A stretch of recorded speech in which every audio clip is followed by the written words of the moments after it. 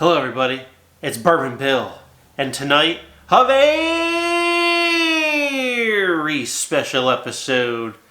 We're diving into a rye, not from Sagamore. It's a new release, high-aged rye.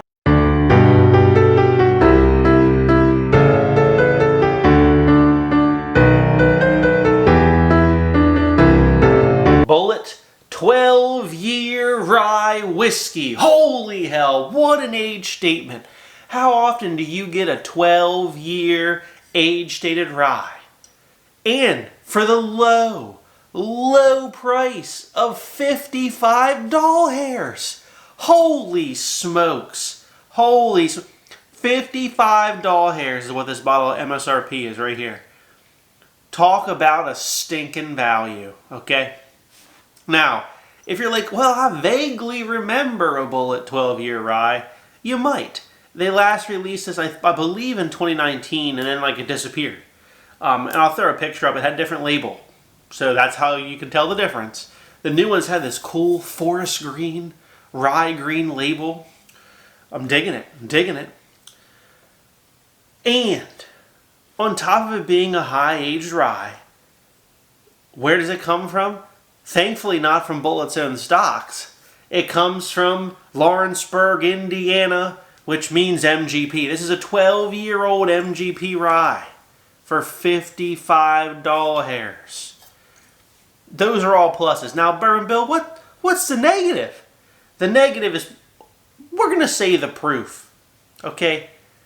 She's 92 proof, compute, 46% alcohol by volume. So she's a little light on proof. Hopefully not on flavor.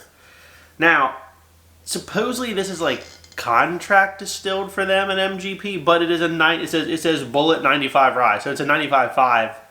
So I don't know how that's different than what MGP would normally do. You know, maybe there's some sort of different yeast strain, or maybe these are just different type of barrel or something. I don't know, but it's MGP 95.5 rye. Okay, so we get some keywords here: small batched, limited bottling to let you know it will not be around forever. 750 mil, thank God. They didn't do that stupid 700 mil where they're trying to cheat you. They didn't do that. And it says our 95% rye mash bill aged in select barrels, creating a superior rye whiskey experience. Well, I'll be the judge of that. Color, she's a little light, but it's proof down to 92 proof. What do you expect? Let's give it a nosing. Oh man. Fruity candy on the nose with rye spice. Wow, it's so sweet on the nose. It's like I ripped open a box of funfetti cake and just shoved my nostrils in it. It's a perfect bouquet of fruits. Kind of smells a little candy green apple-ish, like a caramel covered green apple at the fair. That's what we're getting here. There's oak here to tell you she ain't young. Now, in the press release, it said there was some older stuff in here up to 17 years old. Now, I don't know if it smells that old for a rye, so I'm guessing there's not a lot of that in here, probably mostly 12. All right, let's take a sip. Wow. Bye. Man, that is good. Pause the video here, come back to it, go pick one up. Man, for $55, what a steal. So you get the pop of that funfetti cake, green caramel covered apple up front, some rye spice, then lingers throughout the finish. There's a little bit of oak in here, but it doesn't drink oaky. I mean, you can tell there's oak, you can tell it's aged, right? But it doesn't. Oak's surprisingly not a predominant flavor here. The palate is not as sweet as the nose. We're gonna say that. It's got a little bit of a savory thing going on with the oak in there. I had to think long and hard, what to compare this to. There's just not a lot of 12-year age-stated ryes at lower proof. And it's certainly not for $55. But big shout out to Brantley Hamby for a sample from a couple years ago, and I saved it for just this occasion. Michter's 10-year rye. That's right. This SOB here is like $185 hairs a bottle for a 10-year-old rye at roughly the same proof. They're like 92-ish, 93-ish proof, something like that for their ryes. I don't even know what year this is. It's probably at least a 2022, I'm going to guess. Brantley, comment if that's not the case. Now, I don't know who Michter sources their rye from, but, I mean, this is 2 years younger. 2 years younger. And a whole $130 hairs more a bottle MSRP in today's terms. All right, here's the Michter's 10-year in the mini. Yeah, I do enjoy it. It's much more oaky on the front end here for the Michter's 10-year rye. It's a lot less like apple funfetti-ish on the nose. The Michter's actually smells older, believe it or not. It's just got like a good dusty caramel oak funk going on. There's rye spice there, but it's like less sweet, more rich and savory rye spice on the Michter's 10. Yeah, what the Bulleit 12-year has on the nose is this like bright candy fruit and citrus that is not present in the Michter's 10-year. Michter's 10-year down the hatch. Michter's 10-year is good. Always is. Always enjoy the Michter's 10-year rye, but pricing sucks. Always has.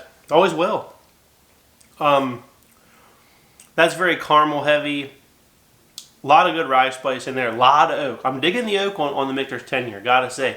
It's got a very nice oaky quality to it. It's given me a richer, deeper mouthfeel experience.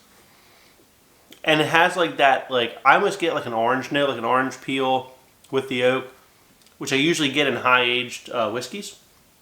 I'm getting that in the Michter's 10, I really am. Which one do I like better? I'm probably gonna lean the Michter's 10, but it's not by a lot. Here's the Bulleit 12 down the hatch again. Man, they're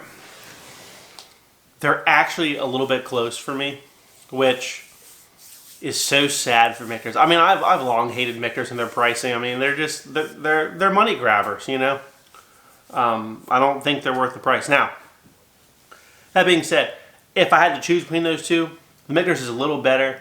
A little bit. It has a longer finish and a little bit deeper, richer flavor. But for gosh sake, you can't find a Michter's 10-year that ain't going to break the wallet. You can maybe find one of these, and it certainly won't break the wallet. So, this is a real winner if we're taking into account value. Bourbon Bill is rating tonight A+++, absolute buy. I need to go find another one of these. I really do. Wow. All right, but if you know me, we wouldn't leave you there. We're going to do some comparisons for you tonight. The Michter's 10-year was the best, okay? So, sorry, they're going to get a little wonky after this because they're just not going to be as good of comparisons. And I'm sorry, it is what it is in terms of rye. First up on the old comparison table, Hughes Belle of Bedford 10-year store pick. Take a guess where it comes from. I'll wait. That's right, Indiana, Lawrenceburg to be exact, MGP. This is 10-year-old MGP at 110.8 proof, compute 55.4% alcohol by volume. So, a little bit higher in proof, wouldn't you say? This is barrel strength, obviously. Little bit lighter in age, okay? 10-year in here, but put that in the blue. Now, this bottle I got at Drug City in Baltimore. So if you ever go to that store, they have some good ones. It was about $100 hairs plus a little bit higher Maryland tax. So, $100 hairs, double the price of the Bulleit. Is it doubly as good? Gonna find out. Hughes Belle of Bedford up to the nostrils. Wow, that's all like dank wet oak on that bad boy. It's musty. The caramel's here. Actually, that same little citrus note's dancing around too. But the star of the show is the dank musty oak on this 10-year. Tell you what, as the Bulleit 12 sits here, it is getting a little bit oakier. So I might have to revisit my comments. It's getting far oakier now than sitting here in this glass. I'm just digging the, you know, honestly. The nose on these is a draw. It's a draw, and that's sad. For the Belle of Bedford, it's double the price. All right, Belle of Bedford, down the hatch. The Belle of Bedford's so good. I mean, it's predominantly oak, like a little bit of tobacco, barrel char, caramel, rye spice. It is a little bit more oak forward. It is the finish lasts a little bit longer, and the proof point being higher delivers a little bit better flavor. We're gonna say that. All right, Bulleit 12 back down the hatch. And those are actually fairly similar. I feel like if they would have kept the proof up on the Bulleit 12 year, you would have got more of that oak that we're getting in the Belle of Bedford. So this is a good alternative to that. It's not as high a proof. It's not as dank musty oak forward. But it's like 80% of the way there. For half price. For half price. Alright, next up. Quite a rare bottle. It's Sherwood Maryland Heritage Series Rye in a Wild Turkey Master's Keep bottle because their actual bottle was garbage and the cork was terrible. And Wild Turkey, for as much as I hate their pricing these days, makes a hell of a good Wild Turkey Master's Keep bottle. But in this bottle is Sherwood Pure Rye. I've done this before. 14-year-old MGP at 110.4 proof. Compute 55.2% alcohol by volume. A 14-year-old MGP at barrel proof. Whoo! MSRP on these bad boys was about $200 to $250 a bottle. The doll hairs was expensive on this one. We'll put this one in the green. So what I've done here is kind of bracket the ages, right? We had the Belle of Bedford 10, the Sherwood 14, and the Bulleit 12 right in the middle. So here's the Sherwood in the green. I mean, this is one of the best ryes I've ever tasted. It is a heavy hitter rye. This would take out bottles more expensive than the $200 hair price point for ryes. It's a killer bottle, it really is. Let's give it a nose. Oh my God. Forgot how good it is. I haven't been to it in a while because it's getting low and it's not replaceable, unfortunately. Oh, I mean, there's just so much oak. There's fruit. There's barrel char. There's caramel. There's rye spice. A little bit of a clove note on this one. This is a well done rye. Let's take a sip. Oh, heaven help me, that's good. Wow. Oh, it's still going. Oh, man. Well, best thing we've had tonight, right here.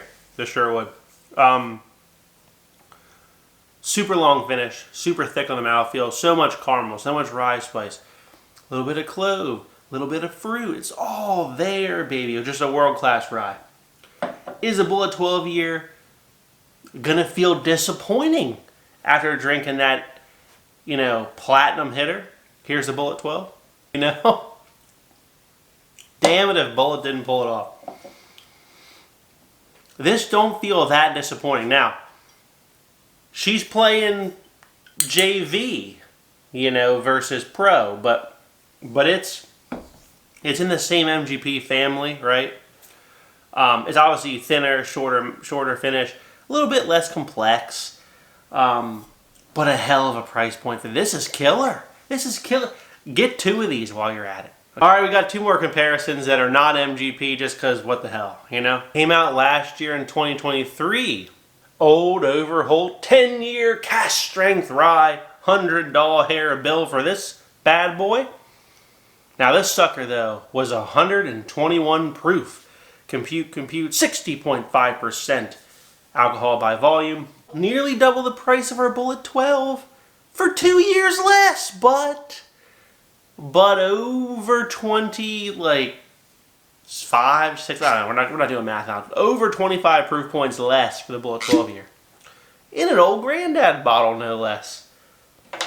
We'll put it here in a different mini. Now, this was one of my top ryes of the year last year. And for those in the know, they're coming out with an 11-year cask strength in 2024. So I'm looking forward to that. And you can bet your bottom dollar we're going to have a 10-year versus 11-year showdown on this channel of the old Overholts. All right, here's the old Overholt. Now, from what I remember before even stretching my nostrils to smell it, was that this bad boy was very bourbon forward, even though it was a rye. Let's give it a nosing here. Oh, yeah, baby. She's all caramel, oak, brown, sugar. Little faint hint of rye spice in the back, vanilla, but you'd be hard pressed to even know this is a rye. It don't smell like the others. Let's give it a sip. Oh man. Whew. Damn, that's good. Old Overholt 10 years, fantastic. If you know, you know. You know? Damn it. Gosh, the finish is still going. It's still so spicy.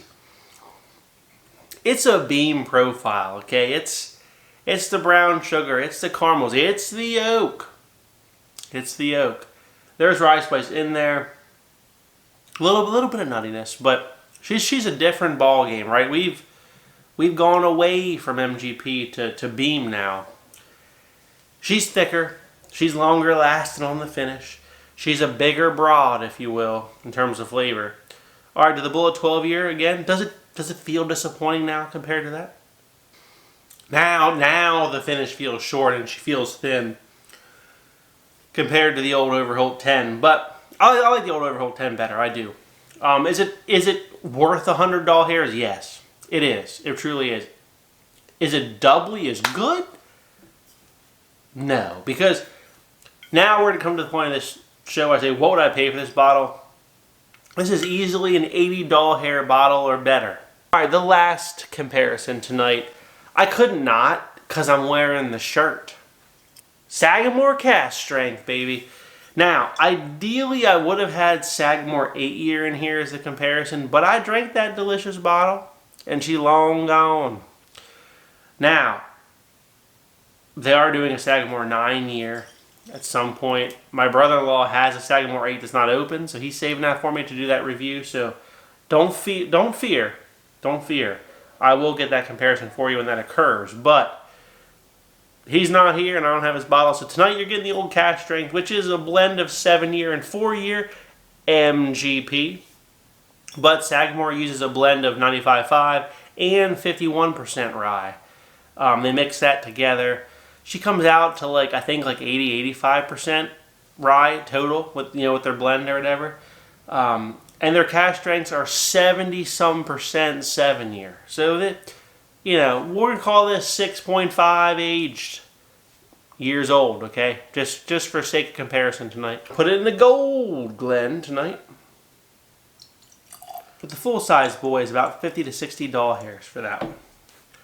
So it's the same price as a Bulleit 12 year. Is it as good though? Oh, I didn't mention it. Proof.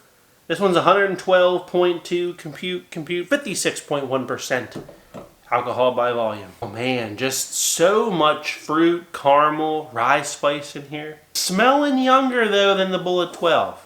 Back to the Bulleit 12. Oh yeah. Bulleit 12's got that oak, baby. And it should for 12 years old. Is the Sagamore nose worse? I wouldn't call it worse. If I'm forced to choose, I prefer the nose on the Bulleit 12 year though. And you know how much I love my Sagamore. They should be paying me how much I love it. Oh, Lee, I forgot how good that is. Oh, man. Oh, it's got to be so tough. Way hotter.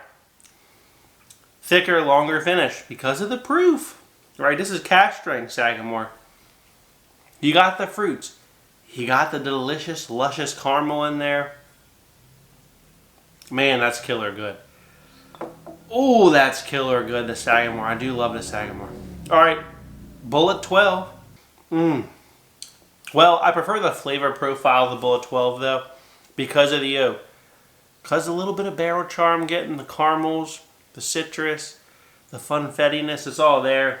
Not as thick, not as viscous, not as long lasting on the finish, but I prefer the flavor profile of the Bulleit. The Sagamore is not far off though. Okay, so what have we learned tonight? This is a gosh dang hitter and a must buy. If you like any of the ryes that I talked about tonight, if you like Sagamore cask strength, if you liked, well, it's vastly different than old Overholt 10, but if you like this, if you like MGP rye in general, and you're trending on the younger side of it, pick one of these up. $55 ain't gonna blow your budget, and you're gonna be happy you did. This is a killer release. Bulleit just finally putting out something like backup worthy. I mean, it's been years, Bulleit, and I'm proud of you for doing so. So if you like what you saw tonight, please like, comment, and subscribe. We'll see you next time. Have a good evening, everybody.